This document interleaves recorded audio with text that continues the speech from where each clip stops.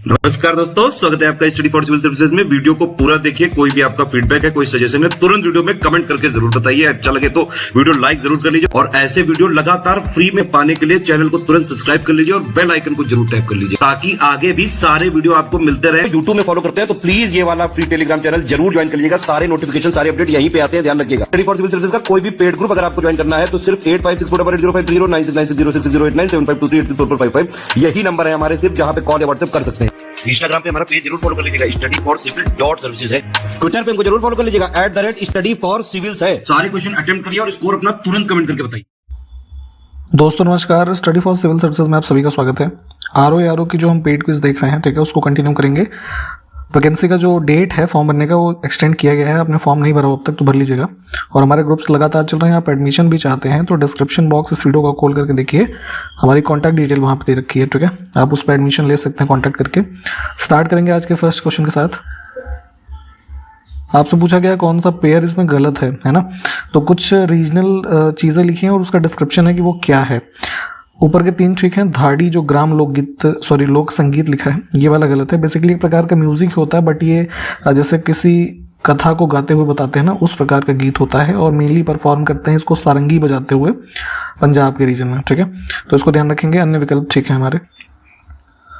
निम्नलिखित में से कौन कनिष्क प्रथम के दरबार में नहीं गया था, ठीक है। तो विजिटर नहीं थे विशाख दत्त, है ना, इनको ध्यान रखेंगे। ऑप्शन डी, ये बेसिकली इनके जैसे कुछ जो चीज़ें पूछी जाती एग्जाम्स में, तो जैसे ये संस्कृत के बहुत ही फेमस पोइट हुए और इनकी जो एक कृति है ये मुद्रा राक्षस, है ना, उसको ध्यान रखेंगे। अन्य विकल्प ठीक है, ये सब एसोसिएटेड रहे थे कनिष्क स्वस्त से। उत्तर प्रदेश का कौन सा जिला राष्ट्रीय राजधानी क्षेत्र में सम्मिलित नहीं है। एनसीआर के बारे में हमने पहले बात की है कि उत्तर प्रदेश, हरियाणा और राजस्थान के कुछ जिले जो हैं वो उसको कवर करके एनसीआर और प्लस दिल्ली, इसका एरिया जो है कॉन्स्टिट्यूट होता है। उत्तर प्रदेश के हम जिलों की बात करें तो जैसे यहाँ पे बिजनौर इसमें नहीं है, बागपत, बुलंदशहर, मुजफ्फरनगर, इसके अलावा जैसे हापुड़, फिर आपका मेरठ हो गया, गाजियाबाद हो गया और गौतम बुद्ध नगर हो गया, नोएडा, ठीक है। इसके अलावा शामली हो गया, ठीक है। ये जिले शामिल हैं हमारे उत्तर प्रदेश के। निम्नलिखित नगरों में से किसका उल्लेख कनिष्क के रबतक अभिलेख में नहीं है। रबतक इंस्क्रिप्शन है काफ़ी फेमस, वर्तमान देखेंगे अफगानिस्तान के रीजन में ये पाया गया, ठीक है। तो यहाँ से हमें जो उल्लेख इस इंस्क्रिप्शन से मिलता है कौशाम्बी, चंपा, पाटलिपुत्र, ये जो महाजनपद काल के क्षेत्र हैं, ठीक है, इन सब के बारे में। श्रावस्ती का मेंशन इसमें नहीं है। इनमें से किस आयुर्वेदाचार्य ने तक्षशिला विश्वविद्यालय में शिक्षा प्राप्त की थी। तो जो वर्तमान पाकिस्तान के रीजन में आप ये देखते हैं, इसके कुछ रेउन समय मिलते हैं, तो इसमें चरक और जीवक के द्वारा जो है स्टडी किए जाने के प्रमाण हैं, सुश्रुत नहीं होगा, ठीक है। उत्तर प्रदेश की one district one product ODOP योजना 2018 में लॉन्च हुई थी, इसको भी जानते रहिए। तो इसमें हर जिले के लिए एक उत्पाद जो है असाइन किया हुआ है। तो उसमें गलत अगर हम देखें यहाँ पे जो ऑप्शंस हैं, तो झांसी से संबंधित है सॉफ्ट टॉयज, ठीक है, ऊनी कालीन वगैरह ये सब जैसे उससे संबंधित है ना, भदोही से। अन्य विकल्प ठीक है, इनको देख लीजिए। नेक्स्ट है अश्वघोष किसका समकालीन था। तो देखेंगे अश्वघोष के बारे में जैसे क्वेश्चन अक्सर पूछा जाता है कि जो है इन्होंने बुद्ध चरित्र की रचना की, जो बायोग्राफी है गौतम बुद्ध की, ठीक है। तो इस चीज़ को अभी आप ध्यान रखेंगे। तो ये बेसिकली कोर्ट से संबंधित थे, किसके, कनिष्क के। तो इन्हीं के समकालीन हुए, ऑप्शन बी। इसमें फिर से गलत पेयर हमें देखना है। कुछ इंस्टीट्यूशंस हैं और गलत कौन सा है। तो एग्रो फॉरेस्ट्री रिसर्च जो सेंटर है ये कानपुर दिया हुआ है, ये झांसी में है, ये गलत हो जाएगा। अन्य विकल्प ठीक है, इन सबको प्लीज देखिए, है ना। निम्नलिखित में से कौन एक कनिष्क के दरबार से संबद्ध नहीं था। तो यहाँ पे जैसे अभी हमने अश्वघोष की बात की है ना, नागार्जुन, चरक, इसमें महर्षि पतंजलि जो है ये नहीं संबंधित है, ऑप्शन डी। प्राचीन भारतीय गुप्त राजवंश के समय के संदर्भ में नगर, घंटाशाला, कदूरा तथा चौल, ये 3 जो ये हमारे पास टर्म है, ये किसके लिए विख्यात थे। तो बेसिकली ये सब जो है पोर्ट से, है ना, जहाँ से ट्रेड होता था। ऑप्शन फर्स्ट हो जाएगा, ठीक है। बेसिकली जैसे इसमें देखिए, जैसे ये जो चौल था, ठीक है, इसके अलावा भरूच, कैम्बे, ये सब जो है वेस्टर्न कोस्ट पे रोमन एम्पायर वगैरह से काफ़ी ट्रेड होता था यहाँ पे। और ये घंटाशाला, कदूरा, ये सब जो है इधर ईस्ट कोस्ट पे देखेंगे, है ना, यहाँ के पोर्ट थे। जैसे शक संवत, विक्रम संवत वगैरह आप पढ़ते हैं, तो वैसे ही गुप्त संवत के बारे में पूछा गया, इसकी स्थापना किससे संबंधित है ना? तो चंद्रगुप्त फर्स्ट के द्वारा माना जाता है, लगभग 319-320 एडी के आसपास, ठीक है, इसकी स्थापना होती है। Option first. प्राचीन भारतीय इतिहास में सती प्रथा, जिसमें पुरुषों की मृत्यु के बाद महिलाएं सती प्रथा जो है फॉलो करती थी, तो इसका प्रथम अभिलेखीय साक्ष्य में कहाँ से मिलता है? ठीक, तो जो है ये मध्य प्रदेश के जो देखेंगे ये भानुगुप्त का जो एरण अभिलेख है ना, यहाँ से हमें इंफॉर्मेशन मिलती है। Option first. गुप्त काल से संबंधित हम कई सारे क्वेश्चन यहाँ पे देख रहे हैं। एक अगला फिर से है कि इस काल में जो संस्कृत नाटक लिखे गए है ना, उसमें स्त्री और शूद्र कौन सी भाषा बोलते थे? तो ध्यान रखेंगे, थोड़ा इनका समाज में उस समय जो है स्टेटस थोड़ा लो माना जाता था, वुमेन एज वेल एज जो शूद्र, यानी कि जो आजकल शेड्यूल कास्ट से आप एक तरीके से समझ सकते हैं।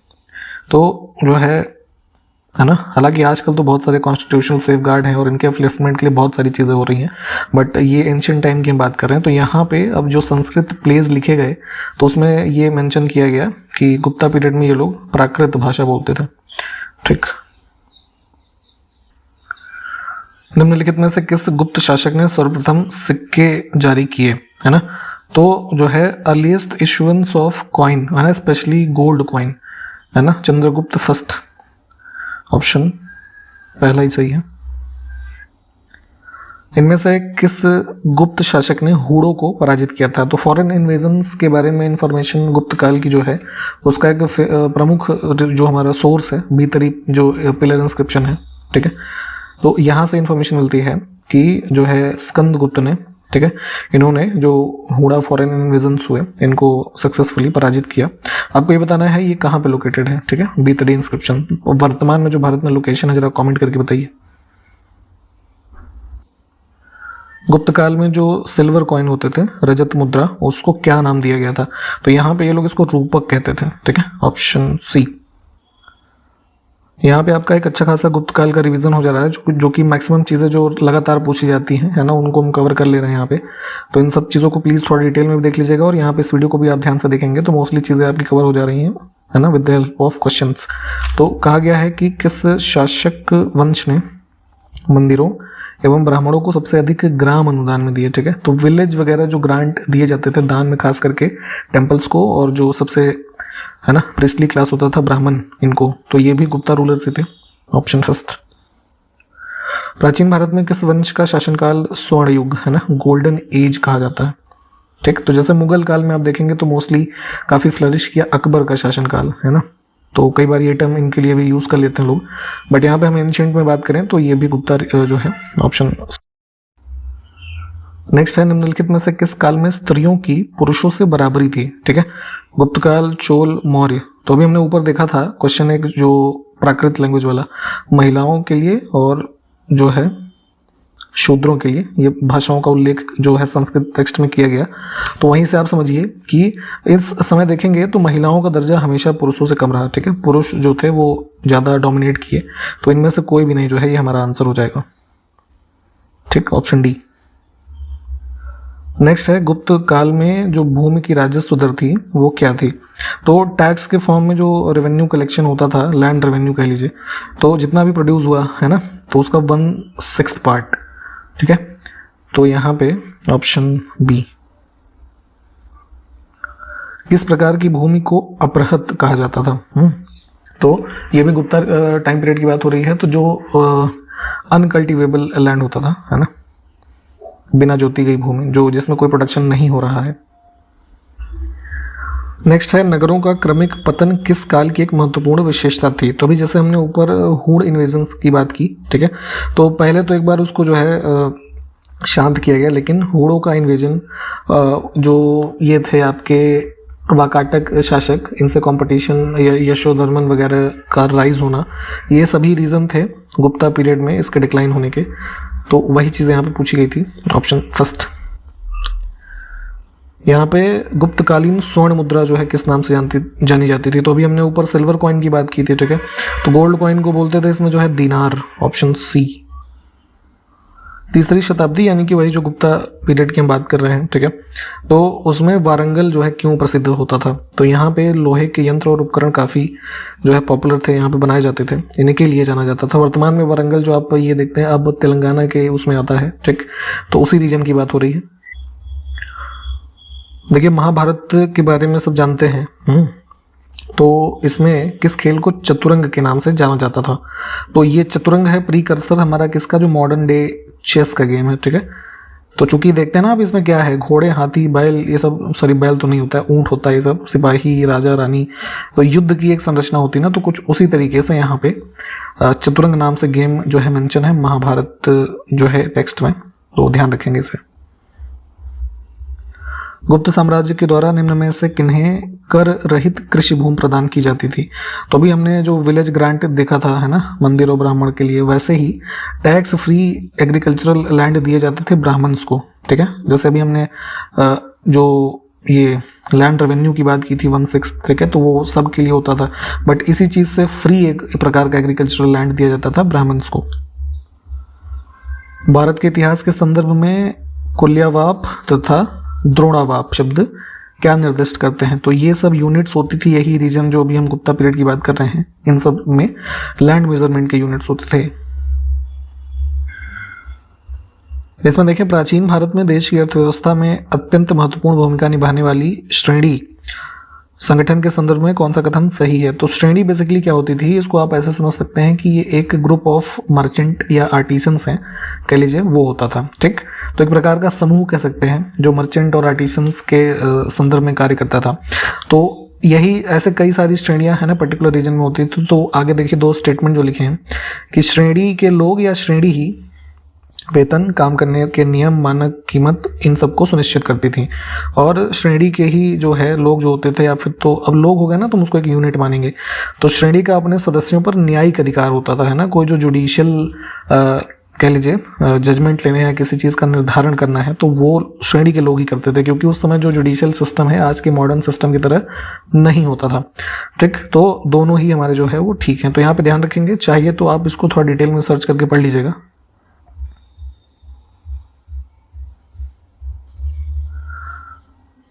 एक क्वेश्चन यहाँ पे है, भारत ने दक्षिण पूर्वी एशिया, जो इधर आप देखते हैं ना मॉडर्न जो इंडोनेशिया, थाईलैंड वगैरह का रीजन, तो इनके साथ अपने आरंभिक सांस्कृतिक संपर्क तथा व्यापारिक संबंध भी बंगाल की खाड़ी के पार बनाए रखे, ठीक है। तो यानी जो हमारा इंडिया का रीजन है, वेस्ट बंगाल, ये ईस्टर्न कोस्ट, और इधर के लोगों में ट्रेड और कल्चरल रिलेशंस रहे, ठीक है।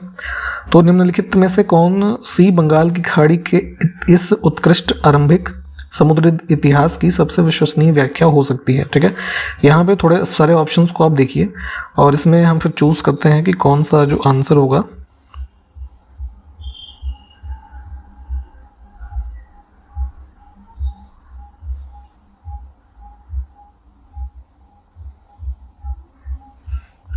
ठीक, यहाँ पे हम सी ऑप्शन को चूज कर सकते हैं। बंगाल की खाड़ी में चलने वाली मानसूनी हवाओं ने समुद्री यात्राओं को सुगम बनाया, क्योंकि उस समय देखेंगे हम एंशिएंट टाइम की बात कर रहे हैं, तो बहुत सारे मॉडर्न टेक्नोलॉजीज अवेलेबल नहीं थे। कुछ फेवरेबल हमारी जो मानसूनल विंड्स हैं उसने हमारे ट्रेड को, ठीक है, सुगम बनाया। तो हम इस ऑप्शन को यहाँ पे चूज कर सकते हैं।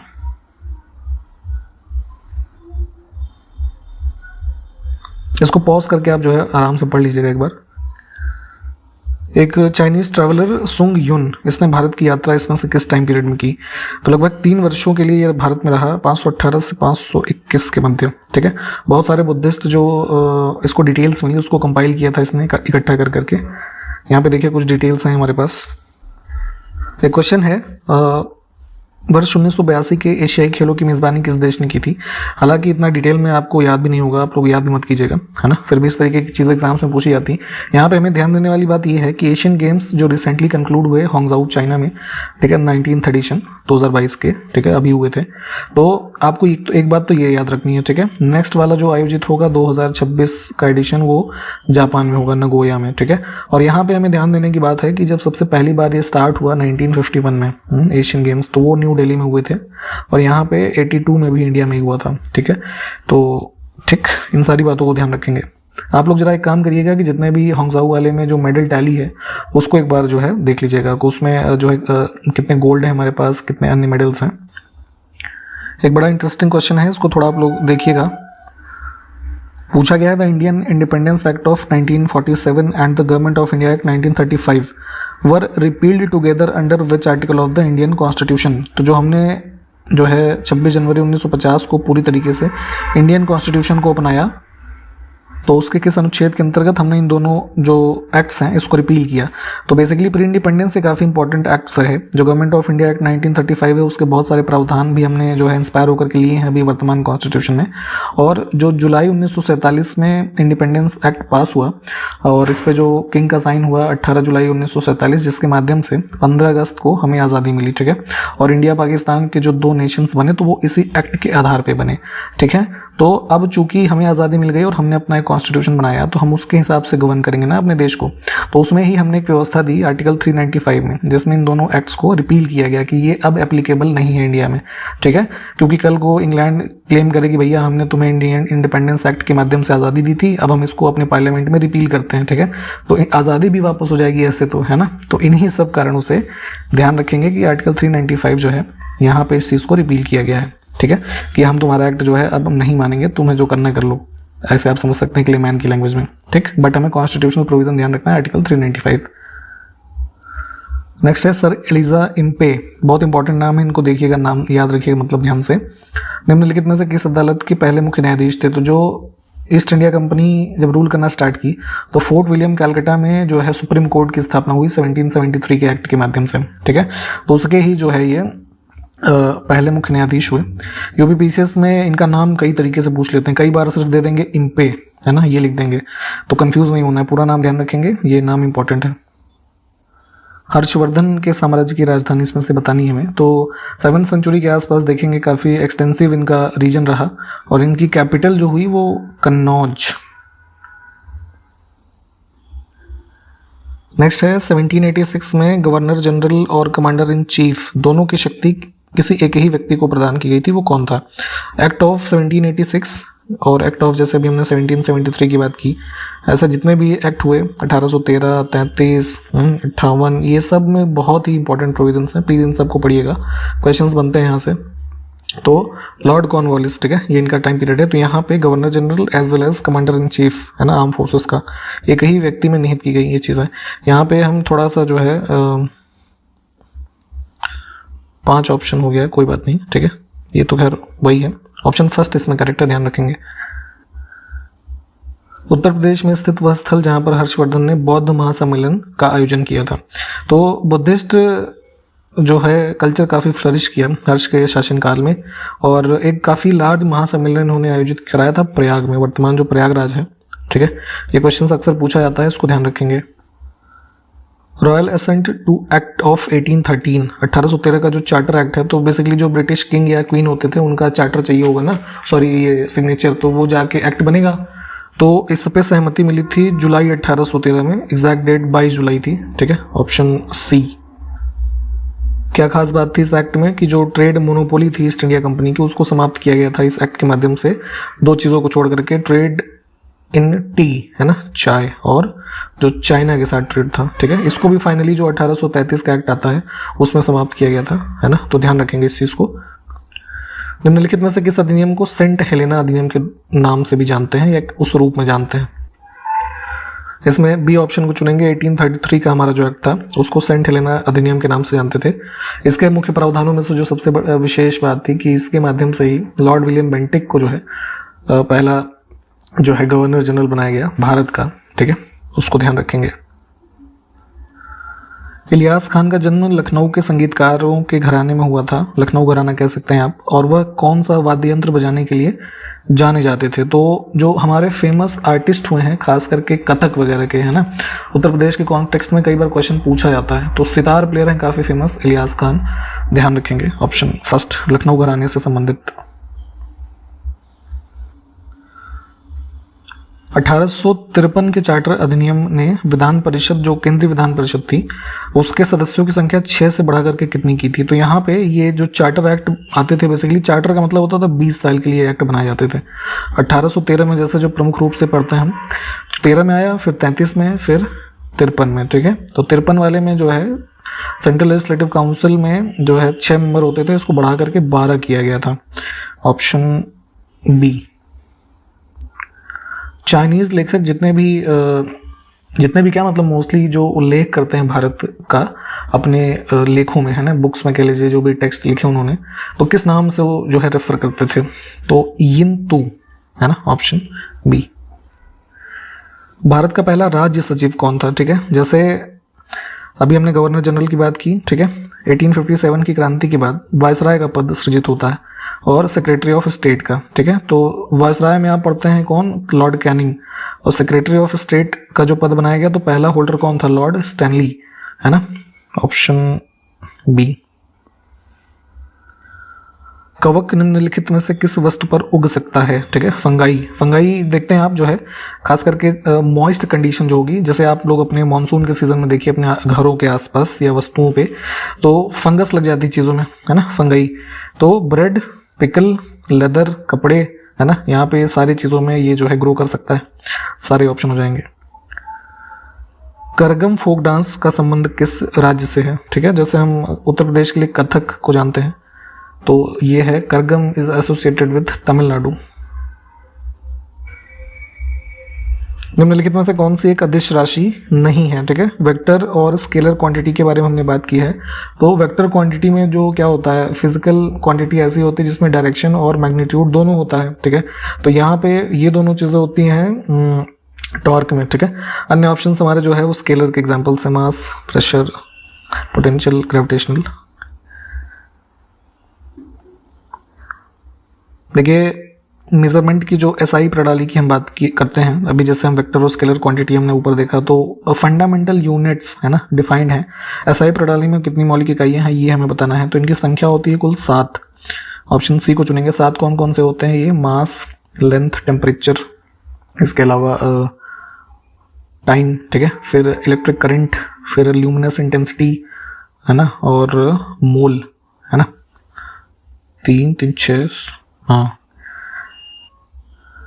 निम्नलिखित में से कौन सी भौतिक मात्राओं के मापन की प्रणाली है या फिर हैं? ठीक है, तो फिजिक्स में जो हम पढ़ते थे जैसे पहले, अब यहाँ पे बस इनके नाम बस याद रखना है, बहुत डिटेल में जाने की जरूरत नहीं है।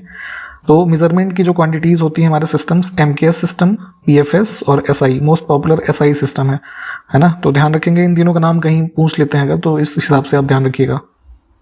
2 क्वेश्चन स्टेटमेंट के माध्यम से हैं, सही कथन हमें देखना है। इत्सिंग और अल मसूदी फॉरेन ट्रैवलर्स हुए ये, इन्होंने भारत के भ्रमण कब से कब तक किए? 671 से 695 तक और 915 से 16, है ना। तो दोनों बातें यहाँ पे ठीक हैं। आपको मुझे ये बताना है ये दोनों जो है कहाँ से आए थे, ये जरा कमेंट करिए। आपके कमेंट का इंतजार रहता है, आप लोग कमेंट करते नहीं है। आप कुछ ऐसा करें ना कि हमारा भी उसमें इंटरेस्ट बना रहे, ठीक है। तो प्लीज़ इस चीज़ को इंश्योर करिए। ऑप्शन हम चुनेंगे सी को।